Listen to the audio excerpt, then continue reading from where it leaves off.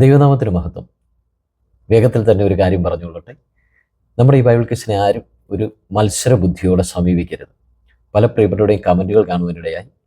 ഞങ്ങൾ അയക്കുന്ന ഉത്തരം എടുക്കുന്നില്ല, ആദ്യം ഉത്തരം അയക്കുന്ന ആളിനെ മാത്രമേ എടുക്കുന്നുള്ളൂ, അതുപോലെ തന്നെ ഞാനാണ് ആദ്യം ഉത്തരം അയച്ചതെന്നൊക്കെ.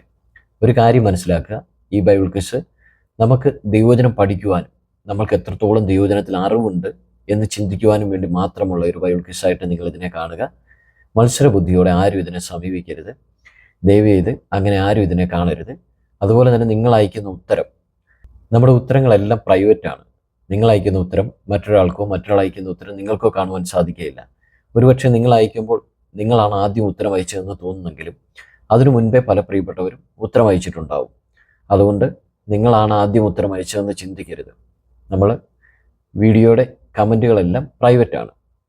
അപ്പോൾ എല്ലാവർക്കും കാര്യം മനസ്സിലായെന്ന് കരുതുന്നു. വേഗത്തിൽ തന്നെ നമുക്ക് നമ്മുടെ ഇന്നത്തെ ചോദ്യത്തിലേക്ക് പോകാം.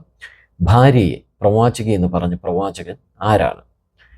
ഭാര്യയെ പ്രവാചകി എന്ന് പറഞ്ഞ പ്രവാചകൻ ആരാണ്?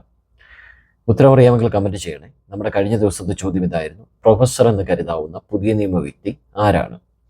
ഉത്തരം ഇതാണ്: ഗമാലിയേൽ. പ്രവർത്തികളുടെ പുസ്തകം 22:3. ഉത്തരങ്ങൾ അയച്ച എല്ലാവരെയും ദൈവം ധാരാളമായിട്ട് അനുഗ്രഹിക്കുമാറാകട്ടെ. ഈ ചോദ്യത്തിന് ആദ്യം ശരിയുത്തരം അയച്ചത് ആരാണെന്ന് നോക്കാം. ആദ്യം ശരിയുത്തരം അയച്ചിരിക്കുന്നത് സിസ്റ്റർ ജോയിസ് അജി. ദൈവം അനുഗ്രഹിക്കുമാറാകട്ടെ.